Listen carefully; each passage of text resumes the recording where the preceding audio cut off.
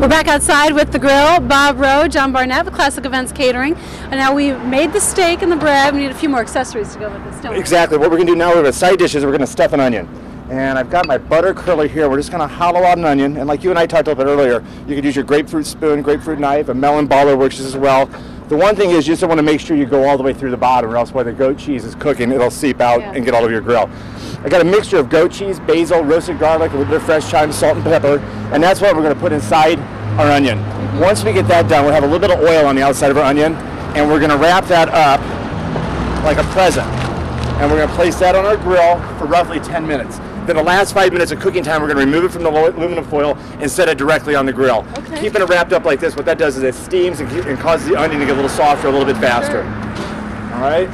And then we're going to take one of these guys out. That's our onion right there. You see how she's getting nice and soft? And that cheese is a great accompaniment. Oh, exactly. And they're going to go really, really well together. See how nice it is and smooth, and it's all hot. Yes. Isn't that beautiful? And then even the bread we did earlier, you can take your bread from the first section and dip that in there and use it as a dip. All right, for dessert, what we've done is I've got a mixture of 1 cup of Captain Morgan rum and then 1 cup of brown sugar. I took some pineapple, and then I soaked our pineapple overnight in the brown sugar and dark rum. And then we just put it on the grill. And that's the pieces right there too. See how the sugar caramelized but it didn't really burn? And we got a nice color here. This one won't be too hot. John took this off the grill a little bit earlier.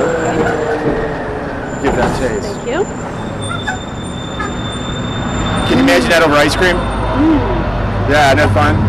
And the peaches are actually really good on the grill too. If I was doing a peach, I wouldn't do the dark rum so much as if I was doing a peach. What I'd do is I'd drizzle with just a little bit of bourbon and a little bit of white sugar, and just set those on a really hot flame and just do the half after you pit it. And then right in the center where the pit would be, take your peach off and put a scoop of vanilla ice cream right there in the center, and then just eat it right out from underneath the skin like that. Do you have to worry about the pineapple burning at all? We did. I cooked this on a really slow, medium heat, and it worked out perfect. You don't want it on a really high fire, or else what's going to happen is, A, you got the booze in there, and you got the sugar from the brown sugar, plus the natural sugar from the pineapple, so you will get an over-caramelization if you're not careful. So just a medium heat on the pineapple would be perfect.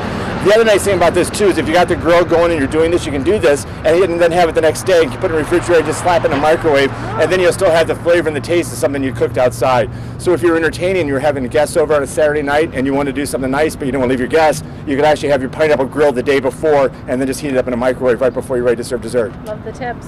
Give us a little recap on the steak, what you marinated that in. The steak was really, it's one of my favorites. It's a sweet soy, a little bit of chili sauce. And chili sauce, not like tomato, but these are chilies, hot chilies. A little bit of roasted garlic, a little bit of salt and pepper, put that in a blender, and then we marinated the steak overnight. And that caused it to get the really dark, deep amber color when I grilled it. And you can see right here the nice color we got. We got a lot of color on it, but that's not burnt at all. It's just a nice crust, and it really maintains and keeps all of our flavor inside. Okay. Do you want to work with a really hot grill or just kind of a medium hot? The ideal thing is to have 2 temperatures going on, because what you want to do is you want to have your really hot so you get a sear and get your marks on real quick, and then you can go to your lower heat. For example, with your steaks, I like mine more on the rare side, so I would cook all mine on the hot.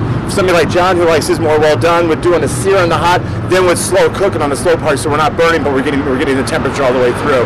Same with our pineapple. We're going to start hot and then move those to a slow spot, so we're not burning, but we still have our good sear marks on it. Okay, fantastic. Yeah. Bob Rowe from Classic Events Catering, John Barnett, our helper this morning. Thanks for being out here.